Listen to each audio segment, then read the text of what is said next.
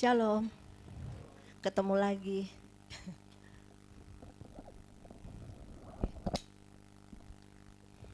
Ya,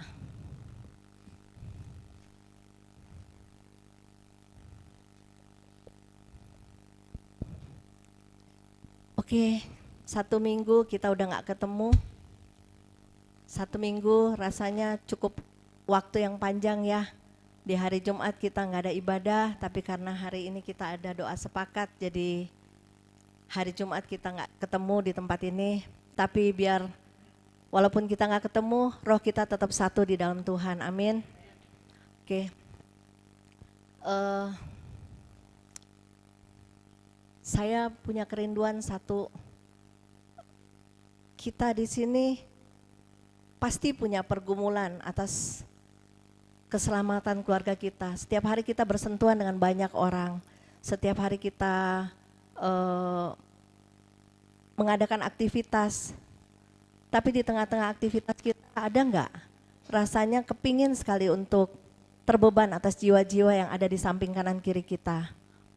Ya, kalau kita udah dingin, kita udah nggak punya perasaan sama orang-orang di sekitar kita, artinya kita udah nggak punya rasa lagi. Rasa yang ada dari Tuhan itu udah nggak ada di dalam kita. Tapi saya mau mengajak teman-teman setiap malam, mungkin belakangan ini suka nonton TV sampai malam banget. Saya selalu ngikutin perang ya, perang Israel, Iran. Walaupun ngerti nggak ngerti, tapi saya lihat ada semua itu berkaitan dengan nubuatan yang Tuhan sampaikan. Dan mungkin saat ini kita merasa kita aman di ruangan ini, kita tenang. Sementara mereka di situ hatinya ketar-ketir, karena apa? Perang itu berlangsung terus.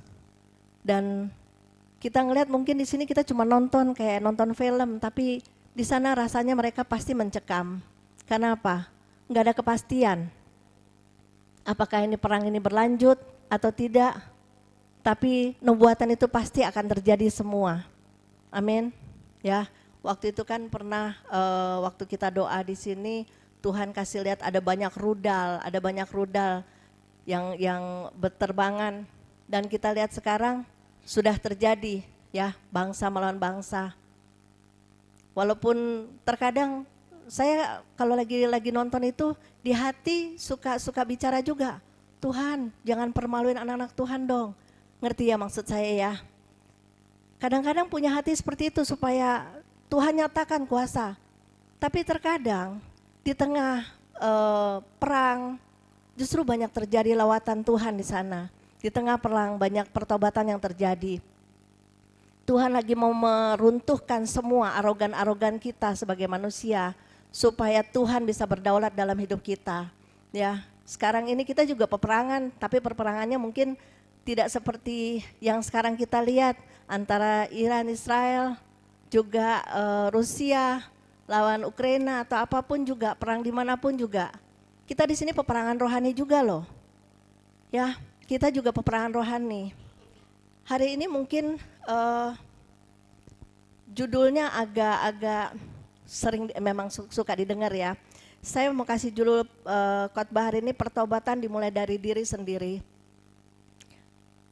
Kalau kita kadangkala suka menghadapi di keluarga kita sendiri, di lingkungan pergaulan kita, ada banyak sekali kita merasa kayak apa ya,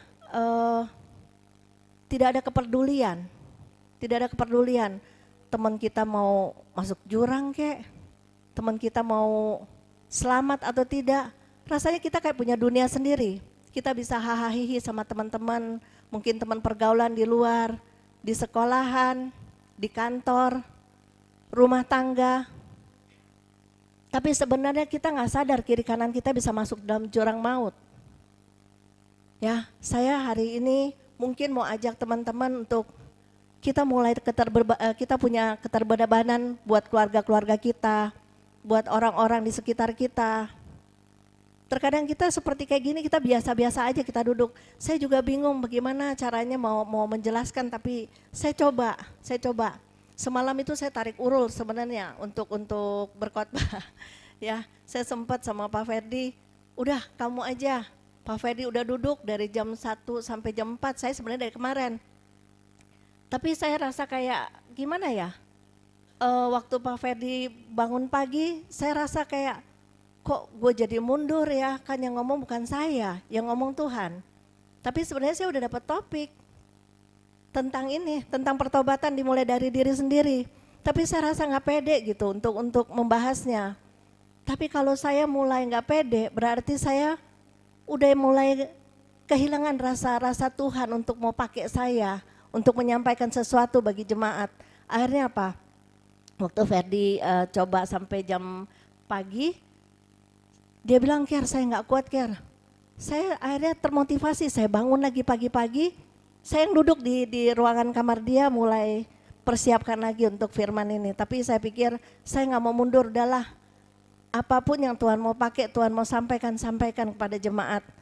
Intinya cuma satu, supaya kita semua mulai berubah dan kita semua mulai bertobat, amin. Kita rindu pasti ya, keluarga kita pasti kita ada masalah di dalam tengah keluarga, baik istri sama suami, anak sama orang tua sama anak. Kita nggak tahu ada masalah apa, ya kita nggak tahu. Kita nggak ngerti di dalam keluarga kita apa yang terjadi, tapi kita tahu banyak sekali keterbebanan di hati. Masih banyak yang masih belum bertobat. Punya nggak kerinduan kita untuk berdoa bagi mereka? Mungkin yang punya uang merasa nyaman, menikmati, bisa jalan-jalan. Tapi sadar nggak, yang harus kita cari sekarang ini benar-benar persiapkan diri kita loh. Dunia udah makin, kita lihat udah makin kusut. Dunia udah makin nggak nyaman untuk kita lihat di berita di TV. Dunia semakin jahat. Nah tapi kita yang ada di ruangan ini punya kepedulian nggak untuk pertobatan orang-orang di kiri kanan kita, keluarga kita, sanak saudara kita, orang-orang yang belum percaya sama Tuhan. Punya nggak kita kepedulian? Ya, hari ini saya mungkin mau ajak ke sana, tapi untuk masuk ke sana tidak mudah. Terkadang kita gampang nunjuk orang. Kita pengen kita punya suami berubah atau istri kita berubah. Kita kepengen, tapi kitanya nggak mau jadi salurannya. Kita cuman gampang, paling gampang tuh kalau nunjuk orang. Lu berubah ya, lu jangan begini, lu jadi batu sandungan, ya. Tapi sebenarnya start utama kalau kita mau orang bertobat, mulailah dari kita dulu. Jangan pernah nunjuk orang lain. Karena kan Tuhan bilang, satu orang bertobat seluruh isi rumah diselamatkan. Berarti Tuhan tunjuk satu orang. Satu orang itu siapa? Kita dulu. Jangan ngeliat ke kiri kanan. Ya, di sini mungkin kita terlepas dari ruangan ini, kita lihat macam-macam kita latar belakangnya. Keluarga kita masih banyak yang berseberangan sama iman kita. Ya, keluarga kita masih banyak yang tidak memiliki kepercayaan yang sama. Tapi ada nggak keterbebanan kita untuk mereka bisa diselamatkan? Itu kuncinya. Kalau mau, jangan terlalu gampang kita nginjil orang. Tapi kita sendiri nggak bertobat, tidak mungkin bisa terjadi. Nah hari ini saya mau bahas mungkin nggak terlalu banyak, tapi minimal menggali kita punya hati untuk benar-benar punya keterbebanan untuk sesama, amin. Oke, apa sih yang dapat membawa orang, dapat orang lain untuk masuk dalam pertobatan? Mungkin ada yang bisa jawab, apa sih yang dapat membuat orang bertobat melalui hidup kita? Ada yang bisa jawab? Rita mungkin? Apa sih? Salah satu aja yang bisa membawa orang lain untuk bertobat. Sikap, ya nggak salah. Oh ya, kasih, nggak salah juga. Bu yang ulang tahun, semua. Apa sih kerinduan hati kita sebenarnya untuk menyampaikan pertobatan itu? Amin, amin. Ya, semuanya nggak ada yang salah. Ya, kunci utama untuk kita benar-benar bisa menyampaikan kepada orang lain, berita yang terutama adalah kita harus menjadi terang. Tidak mungkin kalau kita tidak menjadi terang, kita mau menginjil orang yang hidup di dalam kegelapan sementara kita sendiri hidup di dalam kegelapan. Sama juga si buta lagi nonton si buta. Nggak mungkin ya. Jadi kita yang harus jadi terang dulu. Jadi pertama kali kalau kita ingin orang lain berubah, mulailah kita mengundang terang itu dalam hidup kita. Tanpa terang dari Tuhan, tidak mungkin kita bisa bawa orang masuk dalam perubahan. Ya, oke. Kita akan bahas satu-satu ya, menjadi terang. Coba lihat ya di Yesaya 42 ayat 6. Saya bingung nih lagi larinya kemana, tapi saya coba. Oke. Yesaya 42 ayat 6. Yesaya 42 ayat 6. Aku ini Tuhan telah memanggil engkau untuk maksud penyelamatan, telah memegang tanganmu, aku telah membentuk engkau dan memberi engkau menjadi perjanjian bagi umat manusia, menjadi terang untuk bangsa-bangsa. Iya, jadi yang pertama kita dipanggil untuk maksud apa? Penyelamatan, ya kan? Tuhan telah memanggil engkau untuk maksud penyelamatan. Itu yang pertama. Telah memegang tanganmu, aku telah membentuk engkau. Tuhan telah membentuk kita dan memberi engkau menjadi perjanjian bagi umat manusia, menjadi terang untuk bangsa-bangsa. Jadi sebenarnya kita dipanggil ini pertama kali kita untuk membawa berita keselamatan yang Tuhan udah kasih ke hidup kita.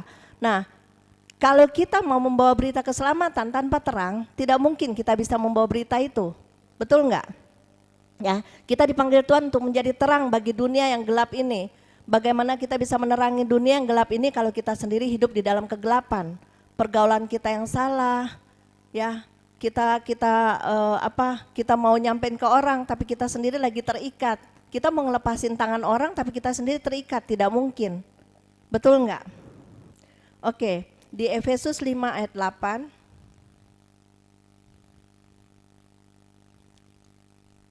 Efesus 5 ayat 8. Memang dahulu kamu adalah kegelapan, tetapi sekarang kamu adalah terang di dalam Tuhan.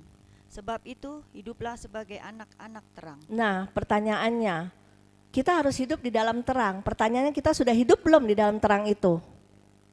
Terang itu sudah ada belum di dalam hidup kita? Amin? Mukanya pada curiga. Saya bingung antara ada terang atau enggak, nggak tahu. Oke, ya. Memang dahulu kamu adalah kegelapan. Dulu kita hidup di dalam kegelapan, tapi kita udah ditebus, ya. Tetapi sekarang kamu adalah terang di dalam Tuhan. Sebab itu hiduplah sebagai anak-anak terang. Nah, sudah belum kita menjadi hidup bagi anak-anak terang, seperti anak-anak terang di tengah-tengah dunia yang gelap ini? Ya, jangan sampai kita masih sama keluarga, kita bilang kita anak terang, tapi ngomong masih sembrono, masih ngomong kotor, masih hidup suka-suka, nggak peduli sama orang lingkungan kita. Betul nggak kita sudah menjadi anak terang? Nanti masing-masing kita jawab sendiri ya. Jika kita ingin orang lain bertobat, kuncinya kita yang harus bertobat lebih dulu. Jadi jangan pernah nuntut orang lain untuk bertobat. Ya, di ruangan ini jadi kalau misalnya ada keluh kesah, Pak, saya kepengen dia begini, saya kepengen begitu. Jangan tanya begitu, tapi bisa nggak, Pak, doain saya dong supaya saya bisa jadi terang, supaya saya menjadi berkat bagi keluarga saya, supaya saya bisa menguatkan orang lain. Bisa nggak kita ngomongnya begitu? Ya, jadi besok kalau konseling sama Pak Ferdi, habis ibadah ada yang mau sharing, Pak, doain saya dong, bisa nggak supaya saya bisa kuat untuk menjadi terang bagi keluarga saya, bagi orang-orang yang saya peduli. Jangan lagi nuntut, Pak, doain dong supaya dia bertobat. Pak, doain dong begini. Sebenarnya Tuhan udah kasih clue-nya semua di Alkitab. Kalau kita mau orang berubah, kita berubah dulu. Jangan nuntut orang lain. Ya. Kalau kita rindu orang-orang yang kita kasihi selamat, maka kita harus bertobat terlebih dahulu. Coba kita lihat di Lukas 6 ayat 31. Lukas 6 ayat 31. Dan sebagaimana kamu kehendaki supaya orang perbuat kepadamu, perbuatlah juga demikian kepada mereka. Ya, apa yang orang lain mau lakukan bagimu, lakukan terlebih dahulu. Jangan pernah menuntut orang untuk berubah kalau kita belum berubah. Kadang-kala kita gampang ya, kalau kita ada masalah di lingkungan, kita masalah di kantor atau di mana, terkadang kita selalu cari kambing hitam. Karena dia tuh, karena dia tuh, karena dia tuh. Pernah nggak kita balik ke kita? Melalui aku, dia harus berubah. Melalui aku, dia harus berubah. Ya, kan kita udah diutus menjadi terang. Harusnya apapun yang terjadi di lingkungan kita, tetap kita harus lihat yang positif. Kalau sampai orang nyakitin kita, mungkin gue ada salah atau gue mesti ya yang doain buat dia. Atau mungkin gimana, kita koreksi terus nggak salah. Terkadang kita gampang koreksi orang tapi kita nggak pernah mau dikoreksi sama orang. Ada kita merasa selalu kita yang benar, selalu kita yang benar. Ya, tidak mungkin. Kalau kita mau membawa terang bagi banyak orang, kita harus koreksi terus hidup kita. Kan firman Tuhan ada yang bilang ya, tanpa perkataan. Tanpa perkataan orang bisa berubah. Dia ngeliat, aduh adem banget ya ngeliat Michael. Kalau ngeliat dia selalu rasanya sejuk. Pengen gue ngobrol terus sama dia karena gak jauh kata-katanya untuk membawa berita kebenaran. Ya, bisa nggak begitu? Pak Wismar misalnya di kapal, waduh walaupun di tengah badai, di tengah lautan yang bergelora, tetap nama Tuhan ditinggikan. Ya, ada terang di situ. Walaupun di laut kadang-kadang laut itu gelap, tapi terang yang ada di Pak Wismar bisa membawa terang bagi banyak orang di dalam satu kapal. Apalagi kapten ya, silau satu kapal. Ya, kita harus berdampak. Kita harus berdampak bagi banyak orang. Nggak bisa enggak. Amin.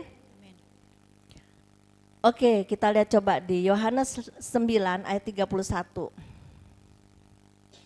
Saya mungkin nggak lama, tapi saya coba untuk nyampein sesuatu walaupun singkat, tapi lebih baik singkat tapi mendalam daripada panjang, bosan terus lupa lagi. Lebih baik dikit tapi nancep. Amin. Oke, Yohanes 9 ayat 31. Yohanes 9 ayat 31. Kita tahu bahwa Allah tidak mendengarkan orang-orang berdosa, melainkan orang-orang yang saleh dan yang melakukan kehendak-Nya. Ya, bagaimana kita bisa meminta orang untuk bertobat kalau kita sendiri masih hidup dalam dosa? Ya, Tuhan hanya menjawab doa-doa orang yang saleh. Saleh seperti apa sih? Bukan pisang ya. Saleh itu seperti apa sih? Kalau saleh berarti kalau udah saleh banget, kita juga nggak ada di sini. Saleh itu istilahnya gitu loh, bukan lagi orang yang masih menikmati dosa, ya, bukan lagi orang yang hidup masih suka-suka, orang yang tidak peduli dengan ibadah, orang yang menolak kebenaran. Itu semua yang bertentangan sama firman Tuhan. Tapi orang-orang yang saleh adalah orang-orang yang mau berubah, orang-orang yang menyadari kesalahannya, orang-orang yang mau mencari kebenaran itu dan menghidupkan kebenaran itu di dalam diri orang itu. Itulah kesalehan. Supaya apa? Supaya kita punya doa bisa dijawab. Nah, kita tiap kali kita berdoa buat orang di sekitar kita, kenapa nggak berubah-ubah? Karena kitanya belum berubah. Kitanya belum punya kemauan terdorong untuk merubah orang lain melalui hidup kita. Betul nggak? Ya, jadi hanya orang-orang yang saleh yang didengar seruan doanya, bukan orang berdosa. Bukan berarti orang berdosa tidak bisa minta, bisa. Tapi kalau dia berdosa dia minta, Tuhan tobatin dong ini Ferdi. Tapi saya sendiri nggak mau bertobat, kira-kira doa saya dijawab nggak? Enggak ya. Tuhan tolong dong Tuhan, biar dia juga ngertiin saya, rubah sikapnya Tuhan. Tiap hari emosi terus di rumah, bebanting ini, bebanting itu, pusing. Sementara kita bisa nggak ketika dia lagi bebanting, kita tetap bisa mendoakan dia, masuk kamar, berdoa, bukan ngajakin berantem juga. Emang lu sendiri yang bisa ribut? Ngajak ribut satu rumah. Harga diri gue, mata lu di mana? Mata gue di sini. Ya. Terkadang rumah bisa kayak kapal perang. Orang perang di sana, di rumah juga perang. Rudal ada semua, rudal nembak sana, nembak sini. Gak sadar ya kita juga lagi perang sebenarnya. Perang dalam roh. tapi menghancurkan orang lain punya iman. Ya. Jadi kalau kita mau doa kita dijawab, kita harus bertobat. Karena tanpa kesalehan doa kita nggak akan dijawab. Ya. Saleh artinya punya kemauan untuk berubah. Tuhan, saya mau banget Tuhan berubah. Ubah saya Tuhan, supaya saya bisa jadi berkat bagi banyak orang. Tolong saya Tuhan, mampukan saya. Jangan pernah kita menunjuk orang lain. Ya. Oke, jadi orang yang saleh adalah orang yang menyadari akan kesalahannya dan mau berbalik dan bertobat, melakukan kehendaknya, maka doanya didengar sama Tuhan. Kita harus melakukan kehendak Tuhan supaya betul-betul doa kita didengar. Jadi yang pertama, ini cuma ada 1 sama 2, saya nggak banyak lagi. Ya, yang pertama kita harus jadi terang. Yang kedua, bagaimana caranya supaya kita bisa juga menjangkau orang di luar sana supaya bisa menerima Tuhan. Apa salah satu lagi sarana? Ya? Amin, doa. Puji Tuhan, betul. Yang pertama, kita harus jadi terang.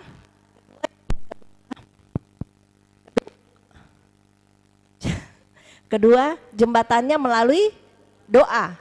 Doa itu adalah penyambung di mana kita berbicara sama Tuhan melalui doa kita. Betul enggak?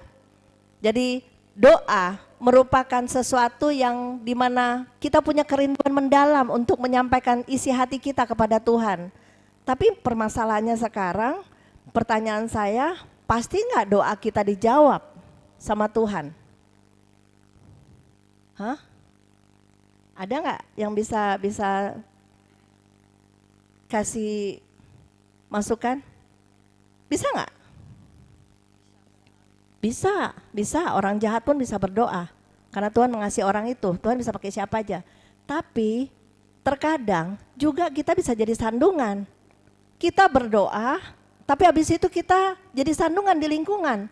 Kira-kira orang yang lagi dengerin kita doa, kira-kira seneng atau muak? Ya kan? Kadang Tuhan, tolong Tuhan, rubah Rizka Tuhan. Tapi si Rizka kadang-kadang nyebelin gitu. Kira-kira enak gak sih? Ya, kita Rizka lagi nginjelin saya nih ceritanya. Kak Karen lo berubah gini. Tapi Rizka sendiri jadi sandungan. Kira-kira saya mau terima gak dia ngomong sama saya? Pasti saya gak mau. Saya pikir lu aja gak beres, mau suruh gue. Nah kebanyakan dari kita juga begitu. Terus kita doain orang, lu berubah, lu begini begitu. Tapi kita sendiri aja masih jadi sandungan. Ya, nggak bisa begitu ya. Doa pasti bisa dijawab, tapi kebanyakan sih jadi sandungan. Karena apa? Maksud kita mau berdoa, tapi kita menghakimi juga, jadi susah juga. Orang jadi merasa, udah deh lu nggak usah doa-doa aja deh, mendingan gue nggak usah dengar apa-apa.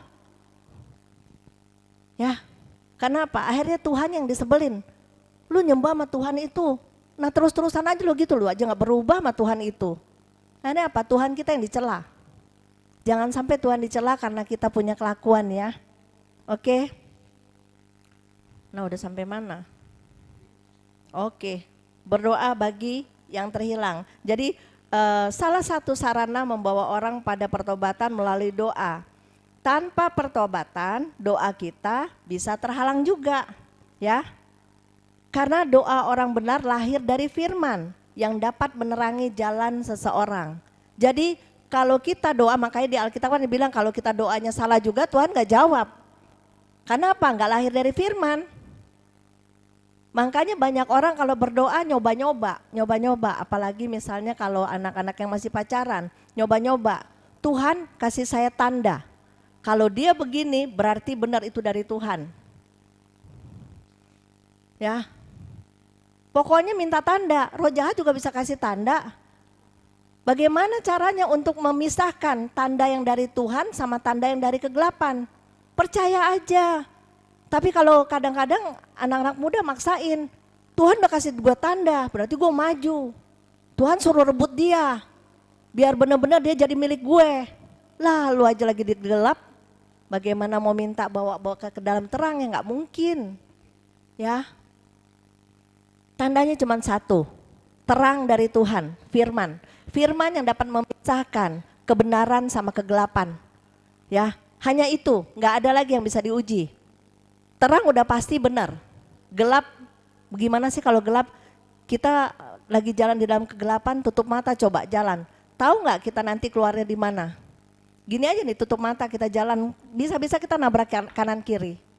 Matiin aja lampu, nggak bisa kelihatan. Kita bisa nabrak sana sini. Kita nggak tahu ada jurang di depan. Oke? Oke, coba kita lihat di Mazmur 119 ayat 105. Ini semua ayatnya umum-umum, tapi prakteknya yang susah. Saya kasih ayat ini tiap hari pada baca. Oke, silakan dibaca. Mazmur 119 ayat 105. Firman-Mu itu pelita bagi kakiku dan terang bagi jalan. Nah, firman-Mu itu pelita bagi kakiku dan terang bagi jalanku. Kalau kita nggak bergaul sama firman Tuhan setiap hari, bagaimana kita bisa jalan dengan benar? Ya, makanya saya bilang, kalau pagi hari bangun, cari HP atau cari hadirat Tuhan. Ya, jujur ya, masing-masing. Saya juga mesti koreksi jujur. Saya juga perjuangannya nggak gampang loh. Saya juga perjuangan nggak gampang, apalagi belakang-belakang ini sok tahu nonton-nonton perang, bangunnya jadi terlambat mulu, jujur. Tapi mau nggak mau tetap mesti duluin Tuhan, mau terang kek, tapi udah janji sama Tuhan mau duluin Tuhan. Nggak mudah, tapi nggak mudah. Tapi kita mau bangkit, ya, karena kita tahu satu hari kalau kita ngelewatin tanpa terang Tuhan, kita nggak bisa bikin apa-apa. Jalan kita jadi ngaco, keputusan kita banyak yang salah. Makanya kita butuh firman Tuhan. Terang Tuhan itu yang menuntun kita sebagai pelita dalam hidup kita. Dan kalau terang itu ada, kegelapan itu nggak akan berani coba-coba untuk menjamah kita. Kenapa? Bayangin ya, terang Tuhan itu seperti api kuasa yang meledak-ledak yang membakar. Ketika kita bawa terang yang besar itu ke dalam lingkungan yang gelap, pasti akan merasa nggak nyaman kegelapan di sekitar kita. Dia akan menyingkir. Tapi kenapa sekarang anak-anak Tuhan masuk di dalam kegelapan nyaman? Nggak rasa kebakar, roh jahat nggak rasa kebakar. Kenapa? Pertanyaannya satu, terangnya ada nggak? Pagi itu pelitanya dinyalain nggak? Setiap hari loh, setiap hari kita butuh firman. Ya, bukan cuma anak-anak muda, orang tua semua. Setiap kita buka mata itu peperangan kita, pilihan kita satu. Mau duluin Tuhan atau mulai kita ada kegiatan. Tapi rugi loh kalau kita masuk dalam kegiatan langsung, kita nggak akan dapat apa-apa, percaya deh. Ya, sampai kita tutup mata malam. Terkadang ada orang bilang begini, Bu Karen, kalau doa yang paling bagus jam berapa? Kan udah ulang-ulangnya saya ngomong di sini ya. Ketika mana jatuh itu antara jam 2:30, 3 pada embun pagi, mana pada embun pagi, jam 2:30, 3. Banyak orang dibilang kan saya suka dibangunin sama Tuhan. Puji Tuhan, itu sebenarnya Tuhan lagi nanti kita untuk berdoa di mana di saat orang lagi susah banget bangun, lagi tidurnya nyenyak banget. Tapi kalau kita bisa membangunkan sebelum fajar bersama Tuhan, luar biasa loh. Nggak gampang, saya juga meraktekinya nggak gampang. Saya banyak bablas, jujur. Saya juga mau bertobat karena firman ini buat saya. Ya, firman ini buat saya, ini nampar saya nih, lagi nampar saya benar-benar. Karena saya lagi banyak lewatin waktu-waktu Tuhan, jujur. Dengan banyak apa? Banyak tekanan, banyak persoalan, banyak kerinduan di hati.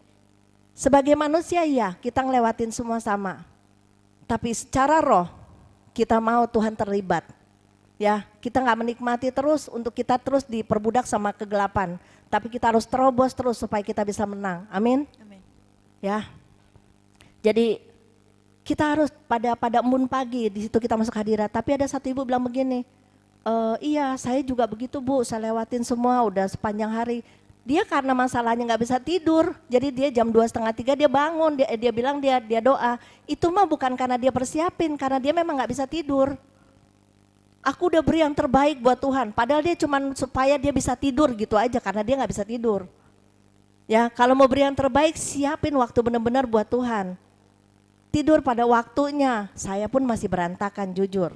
Saya pun masih berantakan. Kadang-kadang Pak Ferdi saya belum tidur, dia lihat saya masih nonton TV, dia colek, "Ker, tidur Ker, udah malam."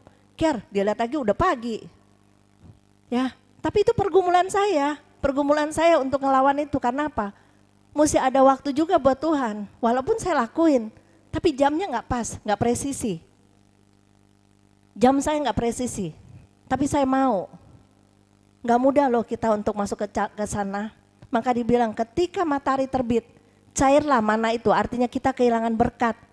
Makanya Tuhan menanti-nantikan kita pada pagi hari, kita bergaul sama Tuhan, cari terang itu.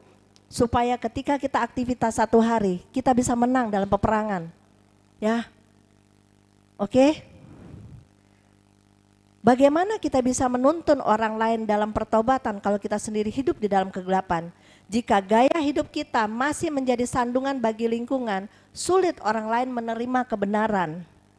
Ya, kalau kita ngomong sama orang, lu bertobat lo, tapi sambil ngerokok. Tobat lu, tobat. Mulut kita aja lagi dibakar sama api neraka. Terus kita ngajak orang bertobat. Kita lagi nginjilin orang, misalnya di Dugem misalnya. Udah nggak pernah lewat situ. Ya, tapi kita nginjil di situ, tapi kita lagi terjebak di dalam situ. Kira-kira pas nggak sih kita nginjilnya? Ya, kan aku diutus sama Tuhan supaya orang-orang di dalam kegelapan bisa selamat semua. Nah, kita sendiri aja masuk. Kalau mau doain, kita dari jauh aja doain. Ngapain kita mesti masuk ke sana? Betul nggak? Wah, itu Rizka. Rizka kayaknya habis dugem.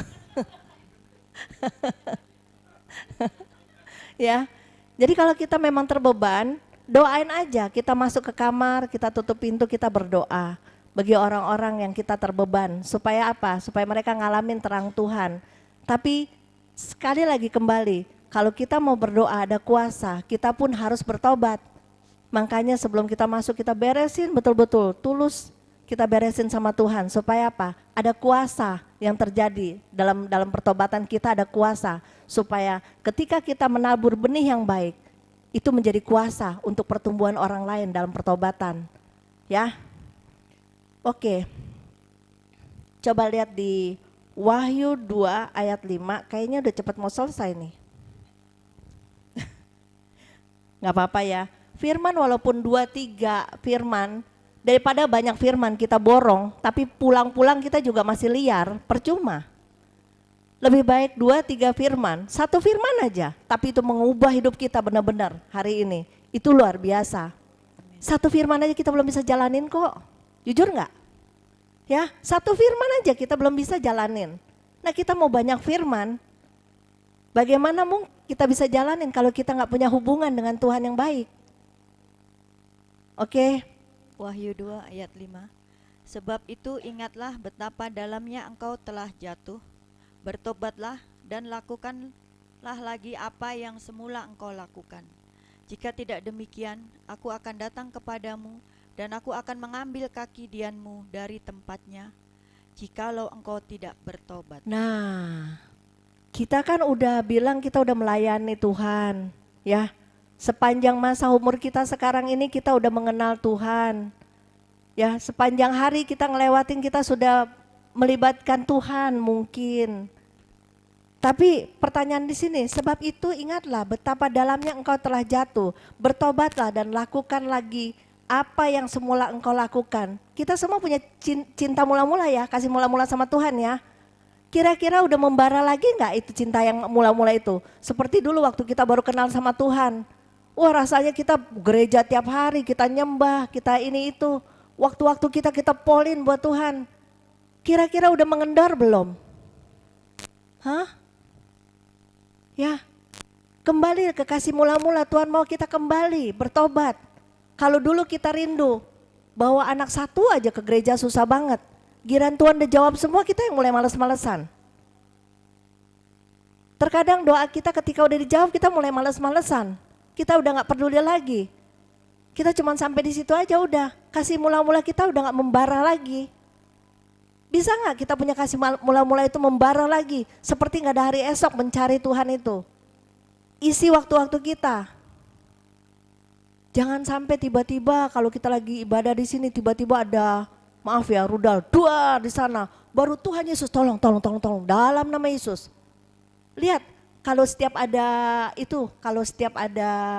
bencana, ya semua menjerit ke Tuhan semua kan. Karena mereka nggak tahu harus bikin apa. Kenapa ketika ada bencana baru kita cari Tuhan? Kenapa ketika ada bahaya di dalam hidup kita baru kita cari Tuhan? Kenapa nggak dari sekarang saat belum ada bahaya kita udah persiapkan pelita itu supaya apapun yang terjadi kita tetap percaya Tuhan tidak pernah mencelakai kita. Ya, banyak orang bertobat ketika dia ngalamin musibah, dia ngalamin begini begitu, baru dia bisa bersaksi. Padahal hidup kita ini kesaksian loh tiap hari. Kalau kita masih bisa bernafas, itu kesempatan yang Tuhan kasih. Kalau kita masih bisa melewati menapak hari ini, kita masih bisa berdiri, masih bisa menyembah, masih bisa menari. Itu kesempatan dari Tuhan. Jangan sampai kita mesti nunggu dulu musibah. Kena kanker, kena sakit ini, sakit itu. Baru kita bilang, Tuhan tolong saya. Sayang, gak maksimal nantinya kita. Ini kita lagi masih bisa maksimal loh di dalam Tuhan. Jangan sia-siain waktu kita. Ya, waktu berapa minggu yang lalu kan saya ngomong tentang warisan. Ya, kalau kita bikin yang salah, orang tua ingat, yang kita tabur kepada anak-anak kita loh buahnya. Apa yang kita lakukan kita tabur kepada anak-anak kita. Terus habis itu kita ngarep anak-anak kita baik. Jangan salahin anak kita, jangan marahin anak kita. Koreksi kita sendiri, makanya saya bilang kan, pertobatan mulai dari kita. Kalau kita mau anak kita, benih-benih kita baik, mulailah dari kita kasih makanan yang sehat rohaninya. Amin. Jangan kasih yang salah. Kita ngomong semena-mena sama anak-anak kita, bego lo, goblok lo. Giliran anak kecil sekarang, bego lo, goblok lo. Gak boleh. Padahal dia lagi nyontohin orang tuanya. Gak bisa ya, ingat apa yang kamu tabur, kamu tuai. Kamu mau anak-anak kamu baik, taburlah benih-benih yang baik. Mulai dari hari ini. Kalau kemarin udah salah ya udah, mulai hari ini, detik ini. Ya, tetap masih ada kesempatan. Tuhan masih buka tangan dan Tuhan tidak pernah meninggalkan kita. Dia buka tangan, dia menunggu kita datang. Cukup kita datang, beresin sama Tuhan. 1 Yohanes 1 ayat 9, dia setia dan adil dan dia akan mengampuni dosa kita. Datang dong ke Tuhan, ada fasilitasnya. Tapi jangan sampai kita udah datang, bikin lagi ulah, datang bikin lagi ulah. Jatuh bangun kayak yoyo. Nanti akhirnya kayak Pak Ferdi waktu di neraka dikasih lihat perempuan yang naik, sebentar turun, di bawah ini bara, naik turun. Kayak trampolin, Tuhan bilang begitulah orang yang imannya suam-suam. Tempatnya di neraka juga. Ya, kita gak bisa permainin Tuhan ya. Hidup kita ini bukan main-main loh. Hidup kita ini peperangan. Ingat, peperangan yang sesungguh sudah ada. Peperangan kita juga sungguh-sungguh. Peperangan dengan kegelapan. Dan saat ini antara Tuhan dan kuasa gelap saling tarik-menarik. Tuhan mau kita sebanyak-banyaknya masuk surga. Dan roh jahat mau sebanyak-banyaknya masuk neraka. Karena apa? Dia udah gak ada pilihan. Dia gak mungkin masuk surga. Dan dia tidak peduli. Dia tidak peduli kita mau bagaimana, yang penting kita harus ikut sama dia. Kalau kita nggak ada terang, bagaimana mungkin kita bisa menang, gitu aja. Ya, ingat, hati-hati. Kita lagi masuk dalam penggenapan firman Tuhan semuanya loh. Ini sudah di depan mata semua dan sudah terjadi semua.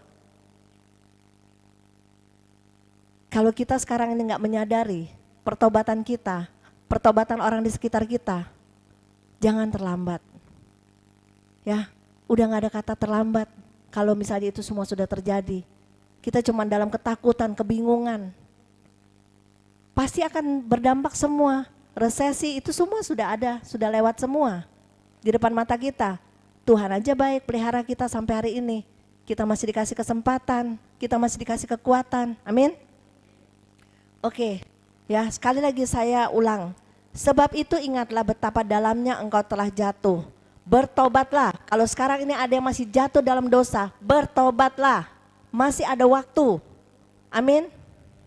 Dan lakukan lagi apa yang semula engkau lakukan. Apa yang pertama kali kita dipanggil sama Tuhan, lakukan kembali. Jangan melupakan itu. Titik awal kita sampai duduk di sini karena kita punya kasih yang semula yang sama. Kita semua di ruangan ini. Kembali ke kasih yang semula itu. Kasih Tuhan yang menggebu-gebu seperti dulu kita pernah kasih Tuhan.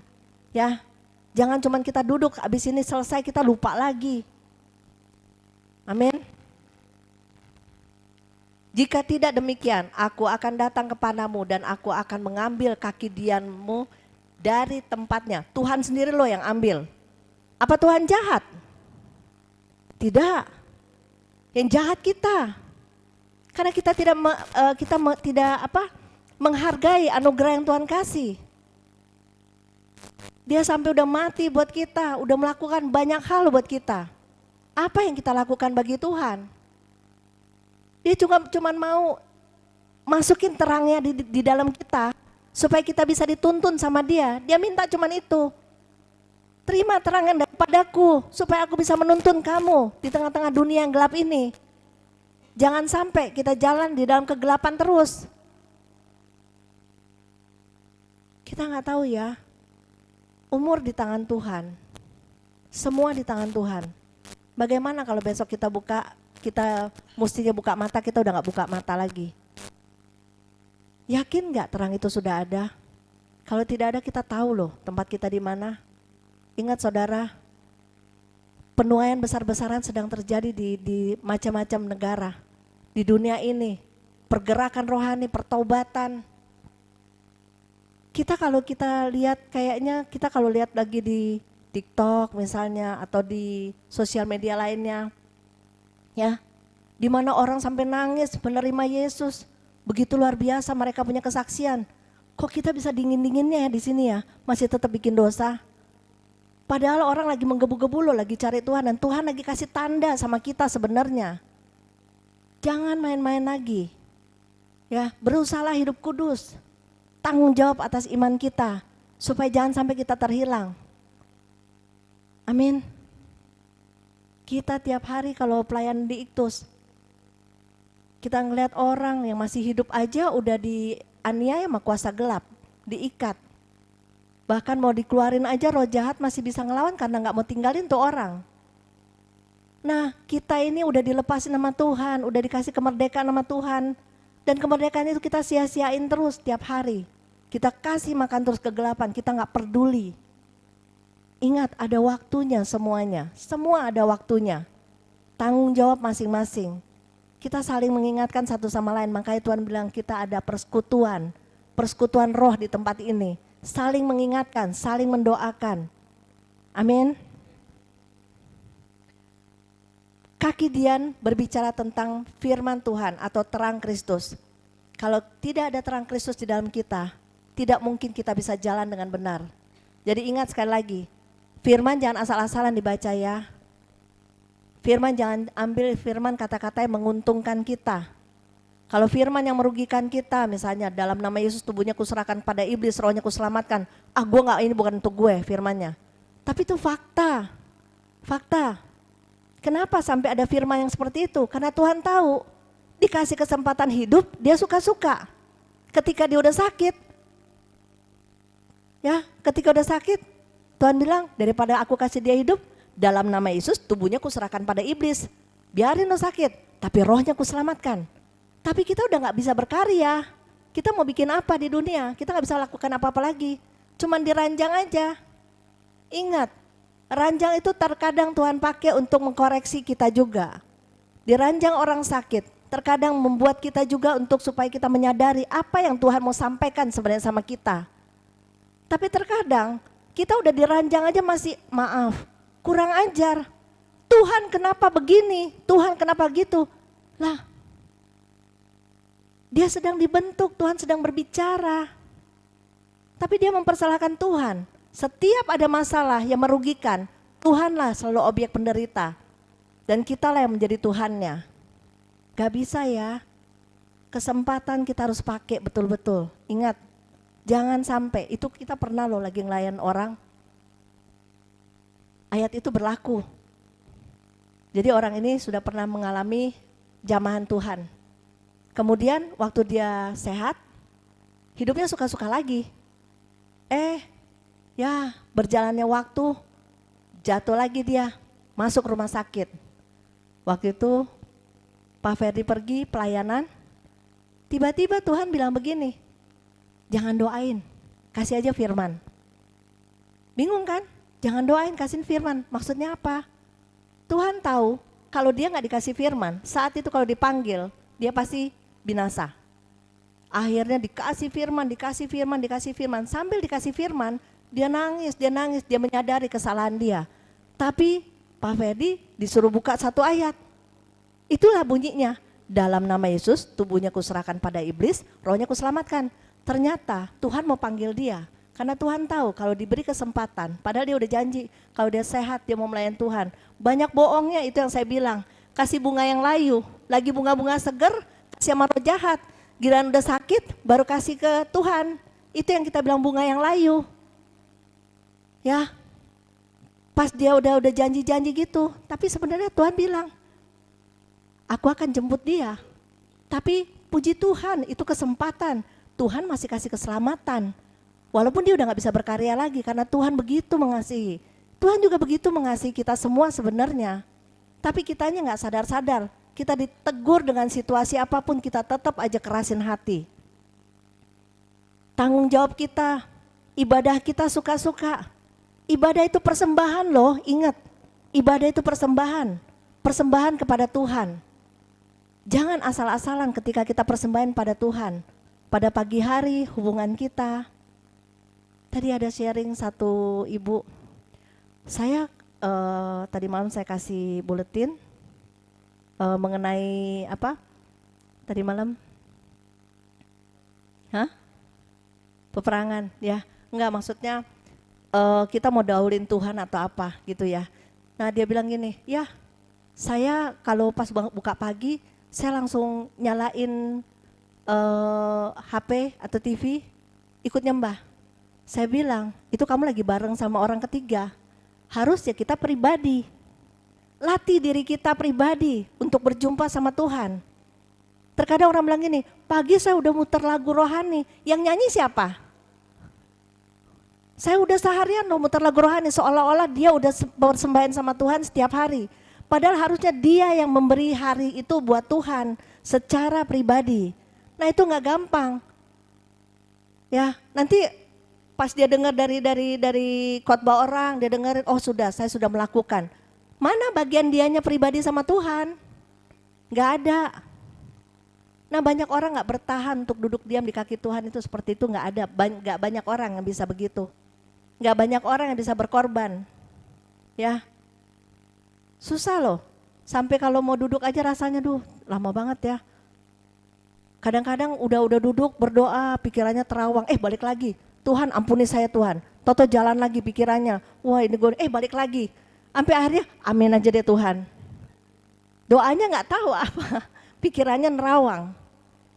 Ya, bisa gak kita melatih untuk benar-benar kita kusyuk benar-benar di dalam Tuhan. Itu hadiahnya buat kita sendiri loh, bukan buat orang lain. Kalau kita melakukan itu untuk kita sendiri, ya gak ada keuntungan buat orang lain. Jadi ingat, kaki Dian itu bisa diambil kalau kita nggak mencari Tuhan dengan benar. Kalau kita nggak menghargai apa yang Tuhan telah beri, dia bisa ambil dari kita. Kita kehilangan. Kita bisa binasa. Karena apa? Bebal. Jangan sampai kita bebal. Ya. Oke. Contoh penghalang doa. Salah satu penghalang doa itu bisa juga karena ego. Ya, ego kita. Itu bisa menghalangi juga untuk doa-doa kita juga dijawab. Kita rindu orang kiri kanan kita bertobat, tapi kita sendiri ego. Kita sendiri nggak punya kepedulian sama sesama kita. Wah, kita bisa kasih ke sana ke sini. Keluarga kita yang perlu kita nggak pusingin. Biar orang lihat, gue kasih ke sini, gue kasih ke sana. Tapi giliran keluarga sendiri nggak peduli. Mungkin nggak sih kita bisa perhatian sama orang lain sementara orang sekitar kita aja enggak? Nggak mungkin ya. Kita bisa bilang, wah gue mau kasih ke sini, kasih ke situ. Punya adik sendiri yang miskin aja kagak ditolong. Ya, ego. Kalau mau ngasih, lu mesti bikin dulu sama gue. Lo kerja dulu sama gue, lo bikin ini, bikin itu, baru gue gaji lo, baru gue kasih. Sama keluarga kadang-kadang bisa perlakuin begitu loh. Benar, banyak kita ketemu di lapangan begitu. Mau tolong tapi jadi budak dulu. Bukan benar-benar tulus dari hati. Ingat ya, kita hidup ini seperti roda. Kadang kita di atas, kadang kita bisa di bawah. Jangan lupa itu. Ya, bukan berarti kita wah nabur biar nanti satu hari gue dibalas ya. Enggak begitu juga. Tapi minimal punya hati tulus. Tuhan bilang kalau punya kasih tolong, saling menolong satu dengan yang lain. Kalau ada di lingkungan kita yang susah, tolong. Nah kita banyak orang yang berduit, misalnya kita lihat ya, di gereja-gereja besar. Dia bisa kasih sumbangan sini ke situ, tapi dia kendali untuk gereja. Lu mesti cara gue ya, bukan cara Tuhan. Padahal sadar nggak yang dia tabur itu untuk diri dia sendiri, bukan untuk gerejanya. Jadi kita harus sadar posisi kita ketika kita memberi sama Tuhan. Tuhan gak ada utang sama kita sama sekali, gak ada sama sekali. Ya, kita yang berhutang sama Dia. Berhutang apa? Pertobatan kita, berhutang untuk kita hidup baik di hadapan Tuhan. Amin. Ya, ego. Coba kita lihat salah satunya di Yakobus 3 ayat 16. Yakobus 3 ayat 16. Sebab di mana ada iri hati dan mementingkan diri sendiri, di situ ada kekacauan dan segala macam perbuatan jahat. Terkadang kita iri. Keluarga kita nih kakak beradik aja bisa loh iri-irian. Ya. Wah, kakak gue lagi diberkati nih. Kita mulai perhitungan sama dia. Ya. Sama-sama kakak sendiri kita bisa iri-irian. Bisa gak kita doain?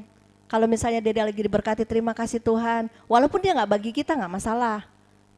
Doain aja. Kan berkat kita sumbernya dari Tuhan. Bukan dari kakak kita, bukan dari keluarga kita, bukan dari adik kita.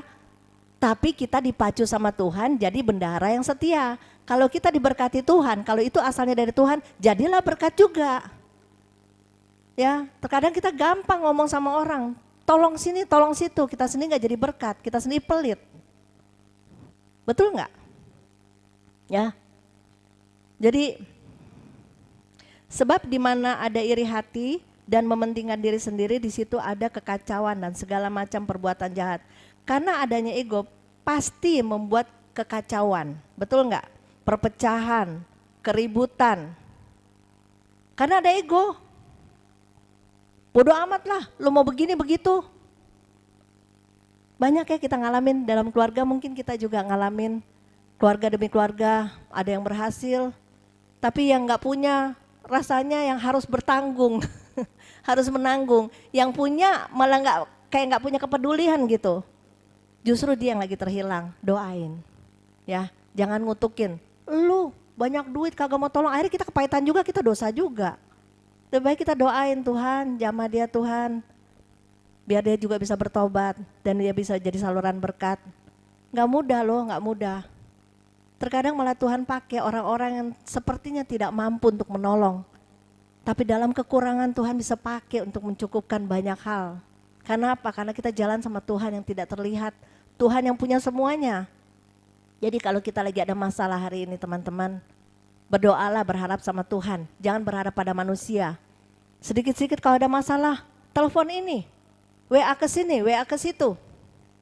Akhirnya apa?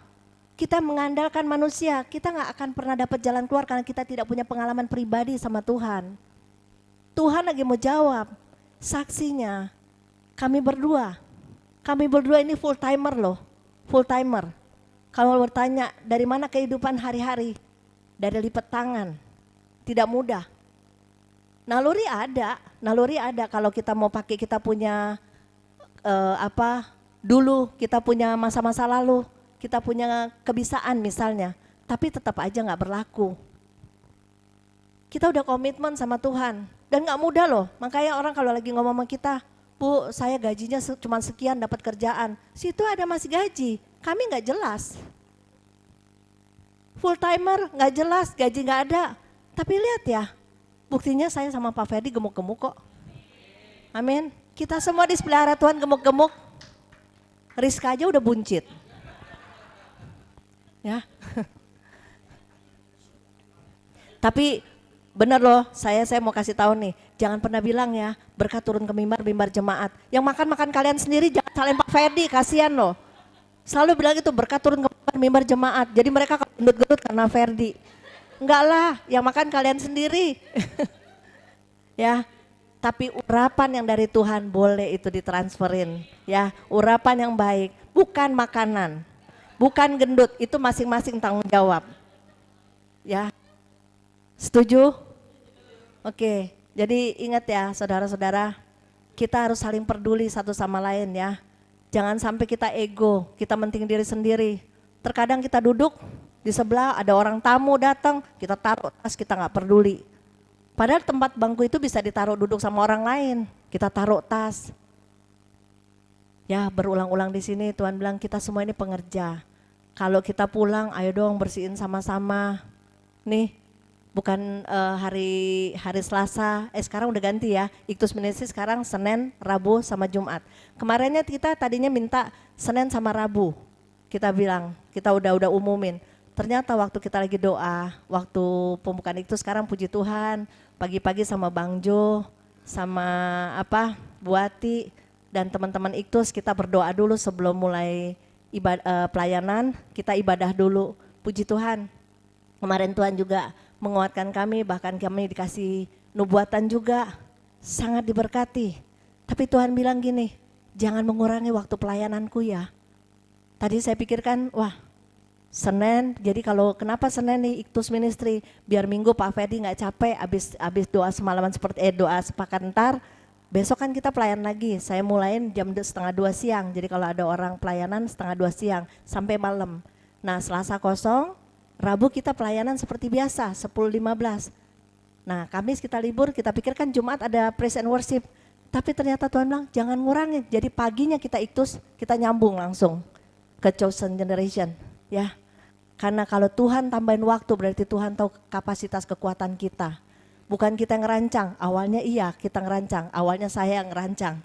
Saya bilang jangan capek, tapi Tuhan bilang 3 kali tidak boleh dikurangin waktu Tuhan. Sabtu libur dan Minggu bisa pelayanan lagi.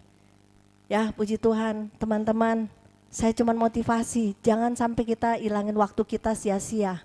Jangan sampai kita gak pakai pergunain waktu kita untuk Tuhan. Pertandingan itu berjalan terus, waktu Tuhan berjalan terus. Tapi kita punya waktu untuk stop dengan kematian. Jangan sampai waktu kita yang stop dengan kematian itu kita tidak prepare dengan benar. Hati-hati ya, kita harus jaga pelita kita yang benar. Salah satu penghalang juga untuk doa kita nggak dijawab, kepahitan. Betul nggak? Bagaimana mungkin misalnya saya mau doain suami saya, istri saya atau anak-anak saya, tapi kalau saya sendiri kepahitan sama mereka. Tuhan, jamah dia Tuhan, berubah Tuhan. Jangan sampai dia pacaran lagi sama orang lain, selingkuh. Tolong Tuhan, tapi kita pahit banget sama dia. Gak mungkin doa kita dijawab. Kenapa? Karena kita juga lagi posisi gak benar di hadapan Tuhan. Kalau kita mau doa kita dijawab, kita juga harus presisi, kita harus beresin dulu sama Tuhan. Supaya doa kita dijawab, amin. Ya. Karena kepahitan gak mungkin kita mau doain anak kita atau kita kepahitan sama bapak kita misalnya atau sama mama kita. Kita kepahitan terus kita mau doain mereka untuk berubah, tidak mungkin doa kita juga dijawab. Anak-anak ingat ya, kalau kita ada kepahitan sama orang tua atau orang tua sama anak, beresin dulu supaya doa kita bisa dijawab. Jangan sampai kita minta mereka berubah, kitanya dalam posisi juga gak benar di hadapan Tuhan. Doa kita gak mungkin dijawab. Coba kita lihat di Matius 6 ayat 15.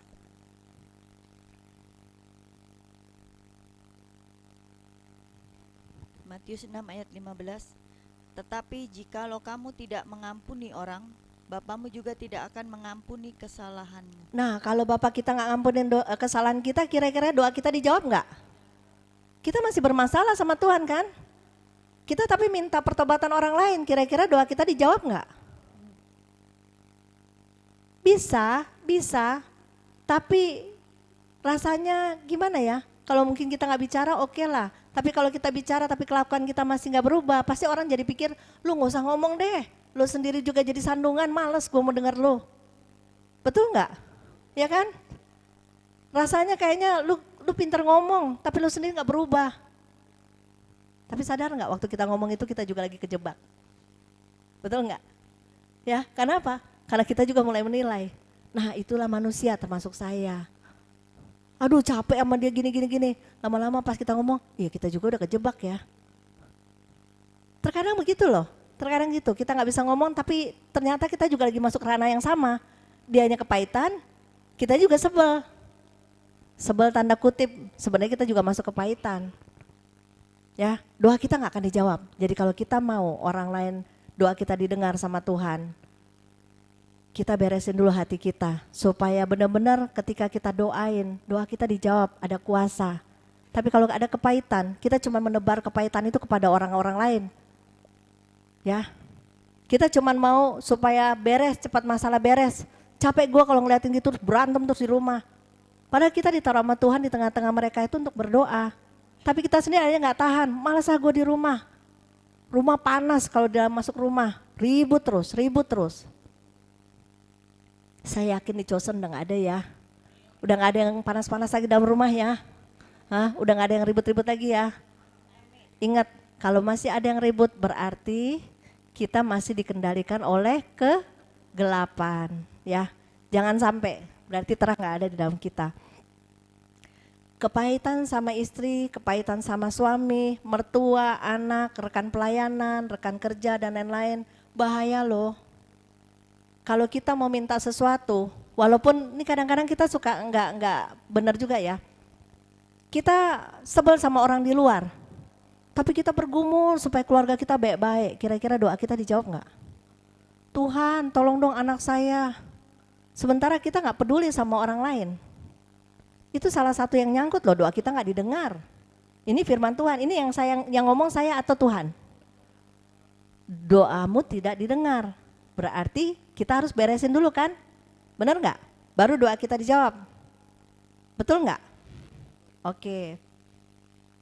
Mustahil doa kita dijawab kalau kita pahit terhadap orang yang kita doakan untuk berubah. Kita menginginkan orang bertobat tetapi kita sendiri masih terluka.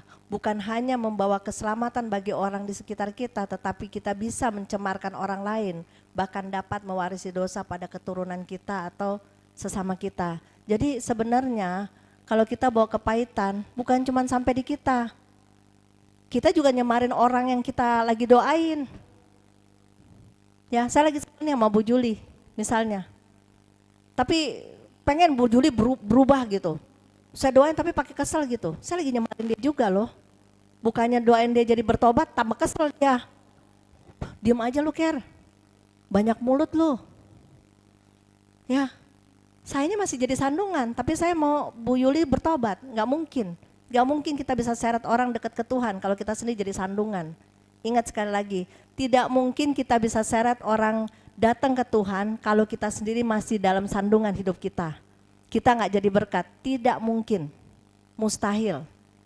Ya, walaupun betul Tuhan bisa pakai orang jahat untuk menolong, tapi kebanyakan kita juga melukai orang-orang yang kita lagi doain kalau kita sendiri terluka. Orang yang terluka cenderung melukai orang lain.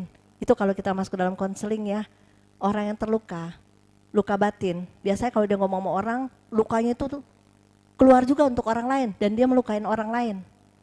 Jadi kalau di tempat sini masih ada orang-orang yang seperti itu, artinya beresin. Kenapa? Hubungan dia belum baik sama Tuhan. Ya. Oke. Jadi kembali lagi saya tekankan, pertobatan dimulai dari kita supaya doa kita didengar dan lebih maksimal saat kita berdoa bagi orang lain. Kita harus menjadi saksi Kristus bagi banyak orang. Ya. Mulainya dari mana? Mulai dari Yerusalem kita. Mulai dari keluarga. Nggak mungkin kita tobatin orang luar kalau keluarga sendiri berantakan. Nggak mungkin saya sama Pak Ferdi kita ribut, habis itu kita di sini ngomong kebenaran, pasti bawa beban dong. Setiap saya ngomong saya terintimidasi, oh gue habis berantem sama dia, waduh nggak enak nih gini. Ntar dia bilang, tuh kan lu sok ngomong-ngomong begitu, padahal lu lagi begitu. Kan nggak enak ya, kita lagi ngomong kebenaran, kita sendiri terintimidasi. Makanya sebelum kita pelayanan atau belum kita aktivitas atau kita keluar, beresin dulu sama keluarga. Jangan ada keributan dalam rumah tangga. Ya, terkadang Suami pengen istrinya bisa berdoa pagi atau istri pengen suami berdoa pagi. Gak usah nuntut lah, doa aja, jalanin aja dulu bagian kamu. Melalui kamu punya kegiatan itu, nanti pasti Tuhan akan rubah orang yang kamu kasihi. Tanpa perkataan, pertobatan itu bisa terjadi. Terkadang kita memaksa, doa dong, bangun dong, males lu. Giliran kita lagi males, ya kan gue udah setiap hari, sekarang bagian lu. Enak aja kita ngomong begitu, kalau kita konstan ya konstan aja. Ya kadang kita membenarkan diri kita. Lu kemarin doa, sekarang gantian dong, gue udah sering tiap hari. Kesannya kita udah tiap hari temu Tuhan. Lebih baik kita doain, kalau dia gak mau bangun, doain terus, sabar. Tuhan, jamah Tuhan, aku percaya setiap benih yang baik gak mungkin Tuhan gak jawab, betul gak? Ya, doain aja terus sampai nanti Tuhan jawab. Kita gak usah nuntut orang, gak usah, pokoknya satu hal yang kita belajar di sini, gak usah nuntut orang lain berubah. Mulailah berubah dari kita, pasti bisa dirasakan orang lain, pasti. Penginjilan itu satu orang bertobat seluruh sisi rumah diselamatkan. Kalau engkau mau orang lakukan bagimu, lakukan terlebih dahulu. Kita mau orang bertobat, bertobatlah lebih dulu. Cuman itu kok firmannya muter-muter di situ, nggak ada yang lain. Amin. Ya, mulai dari Yerusalem, kemudian ke Yudea. Yudea, di mana orang-orang seiman, orang percaya atau apapun yang mereka masih jatuh bangun, kita peduli, kita doakan juga. Ya, gereja-gereja, bukan cuma gereja Chosen, gereja-gereja ada di bangsa kita, di bangsa-bangsa. Sekarang ini juga mereka lagi butuh doa-doa kita juga. Kenapa? Mereka juga lagi dalam kondisi krisis rohani bisa, krisis ekonomi bisa, krisis macam-macam. Ada nggak kepedulian kita? Ya, jangan sampai kita makan enak, kita nggak peduli sama orang-orang di luar sana yang masih mengalami banyak hal tekanan. Mulai dari sekarang kita latih juga punya kepedulian terhadap gereja-gereja lain juga. Amin. Habis itu kemana lagi? Samaria. Samaria, orang-orang yang tidak percaya, mulai doakan kiri kanan kita. Orang-orang yang sudah meninggalkan Tuhan, orang-orang yang belum bisa dijangkau, kan doa kita nyampe di mana aja. Di bangsa kita masih banyak loh daerah-daerah terpencil yang belum mengenal Tuhan. Minimal walaupun kita nggak tahu lokasinya, kita punya doa, Tuhan tahu menempatkan benih itu. Doain aja, Tuhan dari ujung ke ujung bangsa kami Tuhan yang belum mengenal Engkau, jamah Tuhan. Bangsa-bangsa yang tidak mengenal Engkau Tuhan, jamah Tuhan. Ini waktunya, ini lagi pergerakan. Ya, ini tuaian besar-besaran. Kita ambil bagian yuk. Kita punya semangat, kita mulai bertobat dari kita supaya doa kita benar-benar terjadi ledakan yang luar biasa. Terjadi pertobatan begitu banyak melalui doa-doa di tempat ini, gak usah jauh-jauh mesti keluar negeri kemana-mana, di tempat ini. Di rumah kita masing-masing, di kamar kita masing-masing. Mulai kita bangun jam-jam doa kita. Amin. Ya, oke. Bahkan sampai ke ujung-ujung bumi. Ya, di Kisah Para Rasul 1 ayat 8. Coba kita baca deh sekalian.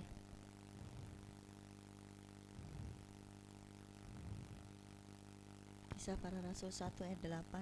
Tetapi kamu akan menerima kuasa kalau Roh Kudus turun ke atas kamu, dan kamu akan menjadi saksiku di Yerusalem dan di seluruh Yudea dan Samaria dan sampai ke ujung bumi. Ya, kita diberi kuasa. Kalau terang ada di dalam kita, kita jadi berkuasa. Diberi kuasa sama Tuhan, kuasa Tuhan mengalir dalam kita. Baru doa-doa kita bisa mengalir ke ujung-ujung bumi. Makanya tadi start awalnya, bagaimana supaya kita bisa menjangkau jiwa. Pertama harus ada terang kebenaran firman Tuhan. Kedua, jembatannya melalui doa. Nah, doanya juga harus presisi, kita juga harus beres supaya doa kita bisa dijawab. Ya, cuman dua itu kok, nggak susah-susah. Ya, undang terang itu di dalam kita. Salurkan melalui doa, beresin penghalang-penghalang supaya doa kita terjadi terobosan dan banyak jiwa bisa mengalami jamahan Tuhan melalui hidup kita. Amin. Oke. Kita menerima kuasa ketika Roh Kudus turun atas kita. Salah satunya kita kan udah melakukan baptisan kan, sakramen baptisan. Harusnya pertobatan itu sudah terjadi. Makanya kan waktu di baptisan, coba kita baca dari Kisah Para Rasul 2 ayat 38.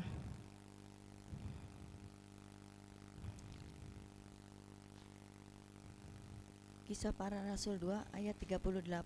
Jawab Petrus kepada mereka, "Bertobatlah dan hendaklah kamu masing-masing memberi dirimu dibaptis dalam nama Yesus Kristus untuk pengampunan dosamu. Maka kamu akan menerima karunia Roh Kudus." Ya, kita menerima karunia Roh Kudus. Ya, jadi hanya melalui baptisan, melalui pertobatan, karunia Roh Kudus itu bisa mengalir dalam kita. Tanpa ada pertobatan, kita menghambat juga pekerjaan Roh Kudus dalam hidup kita. Walaupun kita sudah dibaptis. Nah, banyak orang sudah dibaptis, dosa masih jalan terus. Hidup suka-suka masih juga. Sehingga apa? Kita menghalangi Roh Kudus itu untuk mengalir dalam hidup kita. Jangan sampai terhambat karya Roh Kudus itu. Makanya ketika kita semua di sini sudah menyerahkan diri dibaptis, jangan kotori lagi pakaian kita. Sadari bahwa kita sudah menyerahkan diri total sama Tuhan. Betul enggak? Melalui baptisan kita menyatakan diri untuk hidup dalam pertobatan dan meninggalkan dosa lama. Baru kita menerima karunia Roh Kudus. Ya. Kita sudah menerima nih sekarang karunia Roh Kudus itu. Salurkan. Melalui tuntunan Roh Kudus maka doa-doa kita akan dijawab. Salurkan itu semua. Asal kita benar-benar mau bertobat. Banyak orang berkata Tuhan baik karena berkat-berkatnya semata, tetapi tidak menyadari bahwa kemurahan dan kesabarannya menuntun kita pada pertobatan. Sebenarnya alasan kenapa Tuhan baik sama kita? Alasan Tuhan baik sama kita kenapa? Hah? Apa alasan Tuhan baik sama kita? Supaya kita bertobat. Coba baca di Roma 2 ayat 4.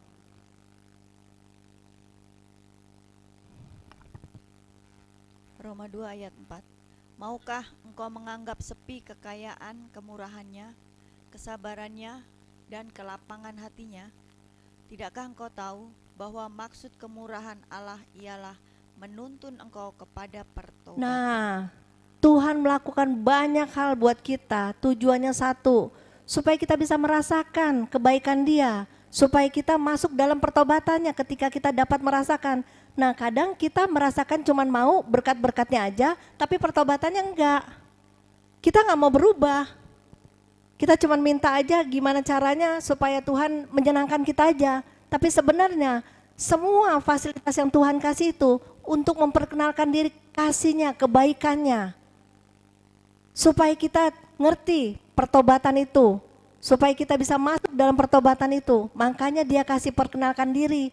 Melalui kematiannya, semua apa sih yang gak Dia bikin buat kita?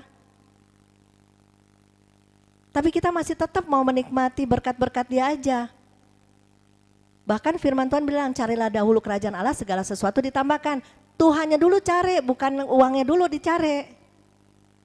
Ya, terkadang orang hidup masih suka-suka, tapi merasa kayak udah memberkati Tuhan gitu. Terbalik. Harusnya kita cari dulu kerajaan Allah, segala sesuatu ditambahkan. Urusan Tuhan kalau ditambahkan itu, gak usah kita minta pun Tuhan berkati. Amin. Oke, Wahyu 3 ayat 3. Tadi saya bilang cuma dikit, ternyata banyak juga ya. Gak apa-apa deh. Wahyu Oke. 3 ayat 3. Karena itu ingatlah bagaimana engkau telah menerima dan mendengarnya, turutilah itu dan bertobatlah. Ya. Karena jikalau engkau tidak berjaga-jaga, aku akan datang seperti pencuri, dan engkau tidak tahu pada waktu manakah aku tiba-tiba datang kepadamu. Serem gak sebenarnya ayat ini kalau kita gak berjaga-jaga? Kalau kita gak waspada, serem gak ayat ini? Dia datang seperti pencuri, kita gak tahu. Kapan kita dipanggil sama Tuhan? Mau muda, mau tua? Jangan pikir yang tua-tua aja yang mati duluan, enggak. Muda juga bisa mati duluan. Ya, tapi naas kalau itu terjadi dalam hidup kita selangkah dari maut, itu firman Tuhan yang bilang. Selangkah dari maut. Ketika kita tidak benar-benar mempersiapkan diri kita, ketika masuk ke dalam panggilan Tuhan itu, apes kita. Bahaya sama kerohanian kita. Jadi karena itu ingatlah bagaimana engkau telah menerima dan mendengarnya. Turutilah itu dan bertobatlah. Ini Tuhan lagi ngajak kita loh. Karena jikalau engkau tidak berjaga-jaga, Aku akan datang seperti pencuri dan engkau tidak tahu pada waktu manakah aku tiba-tiba datang kepadamu. Jadi kalau kita nggak berjaga-jaga, kita rugi sendiri. Kita harus waspada terus dalam kerohanian kita. Pelita Tuhan harus nyala terus di dalam hidup kita, supaya kita bisa diterangi dan jalan kita tidak salah. Kalau pelita itu padam, kita pasti binasa, 100%. Jangan sampai tiba-tiba kita dipanggil Tuhan, kita masih belum bertobat dan binasa. Berjaga-jaga selalu. Coba yang terakhir kita kembali lagi ke Yesaya 42 ayat 6, ini ayat terakhir. Ya, kalau udah ayat terakhir seneng nih, pasti deket lagi amin, terus kita mau makan ntar ya. Oke. Yesaya 42 ayat 6. Aku ini Tuhan telah memanggil engkau untuk maksud penyelamatan. Kembali lagi, jadi Tuhan panggil kita untuk maksud Penyelamatan. penyelamatan ya. Pastikan ini harus ada di dalam kita. Jadi kalau kita dipanggil untuk penyelamatan terus, Telah memegang tanganmu, dia sudah memegang tangan kita. aku telah membentuk engkau dan memberi engkau menjadi perjanjian bagi umat manusia, Ya. menjadi terang untuk bangsa-bangsa. Jadi kita dipanggil menjadi terang untuk bangsa-bangsa. Kalau di dalam Yerusalem aja belum terang, terus kita mau ke bangsa-bangsa nggak mungkin. Apalagi ke Yudea, Samaria. Mulai dari Yerusalem, terangi keluarga kita, terangi sekitar kita, tetangga kita, lingkungan kita, kerabat kita. Bahkan sampai ke bangsa-bangsa. Terang itu selalu ada di dalam kita. Jadi start pertobatan yang pertama adalah pribadi kita sendiri. Jangan pernah bilang orang lain. Amin. Kalau kita mau orang lain bertobat, mulailah dari kita. Itu aja pesan saya cuman satu. Kita butuh terang, kita butuh penyaluran doa yang benar, tapi posisi kita mesti presisi dengan kebenaran itu. Supaya apa? Supaya terjadi kuasa atas hidup kita. Amin. Ya, jika kita tidak menjadi terang, maka kaki Dia yang ada pada kita dapat diambil dan kita akan mengalami kebinasaan. Ingat yang tadi Tuhan datang seperti pencuri. Jadi kita harus berjaga-jaga. Kita dipanggil untuk menjadi saksi Tuhan, bukan menjadi orang yang dikenal. Ya, kadang-kadang kita pelayanan kita cuma minta dikenal. Tapi sayang kalau kita nggak dikenal Tuhan. Lebih baik kita nggak dikenal sama dunia, tapi kita dikenal sama Tuhan. Amin. Biar Tuhan yang dikenal melalui hidup kita. Jadi mulailah dari hari ini perkenalkan Tuhan melalui hidup kita. Bukan dari buku Suma atau siapa, tapi mulai dari kita, mulai dari Karen. Mulai dari Karen supaya orang bisa mengenal Tuhan. Supaya orang bisa merasakan terang Tuhan di dalam kita. Untuk itu saya cuman minta teman-teman semua, selama lagi ada waktu bertobat, berubah. Ya, jangan sampai kita sia-siain waktu kita. Itu aja pesan hari ini. Saya nggak tahu apakah saya lama atau enggak, tapi serasanya kayaknya enggak deh. Enggak terlalu banyak, tapi lebih baik sedikit firman, tapi itu nyangkut daripada kita banyak, kita juga nggak jadi pelaku. Ya, jadi pelaku ya, bertobat ya. Jangan sia-siain waktu kita ya. Amin. Oke, kita tundukkan kepala. Tuhan Yesus yang baik, terima kasih Tuhan, Kau telah menyampaikan apa yang Kau mau sampaikan bagi jemaat-Mu di tempat ini. Tuhan, secara fisik kami tidak bisa melewati tanpa Engkau Tuhan. Kekuatan kami hanya bergantung padamu Tuhan.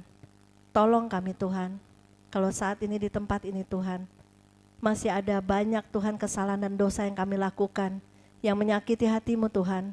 Hidup tidak dalam pertobatan, bahkan menjauh daripadamu Tuhan. Tarik kami Tuhan, tarik kami Tuhan, supaya kami boleh kembali ke kasih yang semula itu. Ubah kami Tuhan, supaya kami mengerti Tuhan, cinta semula itu Tuhan. Kau dapat merasakan kembali Tuhan, agar kami boleh menggebu-gebu di dalam Engkau Tuhan, mempersembahkan hidup kami yang terbaik bagimu. Terima kasih Tuhan, tolong Tuhan, buat kami semakin hari semakin mengasihi Engkau, buat kami semakin hari semakin intim dengan Engkau Tuhan. Terima kasih Tuhan, hamba serahkan jemaat ini ke dalam tangan-Mu Tuhan, juga termasuk hamba sendiri Tuhan. Tolong kami semua Tuhan untuk dapat menjalani semua kehidupan sesuai dengan kehendak-Mu Tuhan, agar kami yang bertobat lebih dulu Tuhan, supaya melalui hidup kami ada banyak jiwa bisa diselamatkan. Terima kasih Tuhan, materaikan apa yang telah dicapai melalui doa pada siang hari ini.